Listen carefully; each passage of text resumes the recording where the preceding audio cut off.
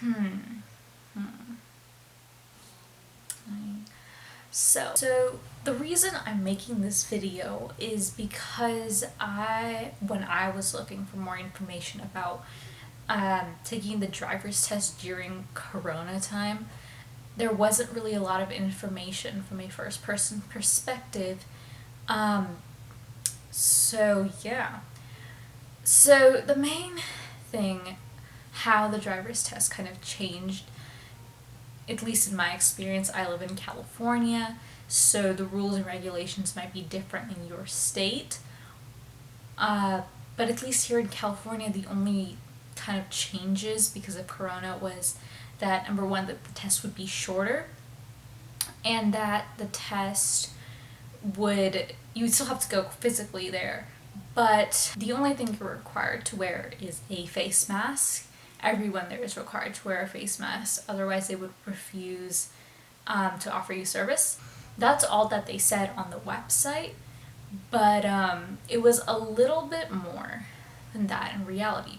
At least in my experience, my parents are a bit I guess paranoid, about the coronavirus. So I would have to wear 2 masks and then a face shield. So if you are in that position or you want to be extra cautious, that is still a viable option. Wearing more, they're okay with that. And so when I first got to the DMV, I had to wait in a line outside, and there was tape on the floor which marked spots 6 feet apart. There were still about like 20 to 30 people there hanging around, but it was all open air. There was only there was only 2 parts of the test where you actually had to go inside the DMV physically, and they were limiting the amount of people who went inside there. After I was in the line, I had to wait for my turn, and then I was asked a few health screening questions, and the questions were fairly simple. It was about 2 to 3 questions, and it was basically, have you seen a doctor in the past 2 to 3 weeks because of symptoms of coronavirus? Have you been tested for coronavirus, or positive or negative?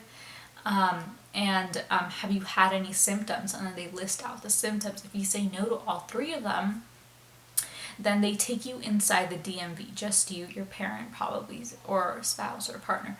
Whoever's with you stays outside. Just you go into the DMV.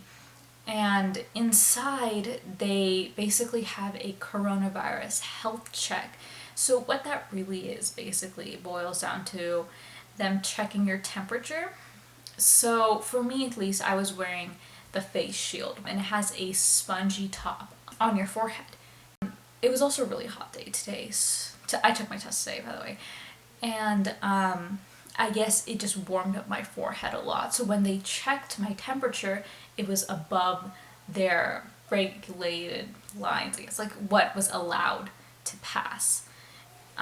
So then they gave me like a cardstock paper with a stick. It was like a makeshift paper fan, and I was told to fan myself for a whole minute and just fan my forehead. So I just did that, and then they checked my temperature again, and I was fine.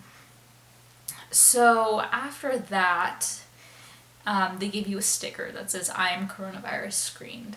So then it's pretty much like your normal driver's test. You go back outside the DMV, bring the car up front, and they ask you all those questions about, turn on your right indicator, your left indicator, the emergency signal, your emergency brake, point to the windshield wiper, point to the headlights, that basic stuff.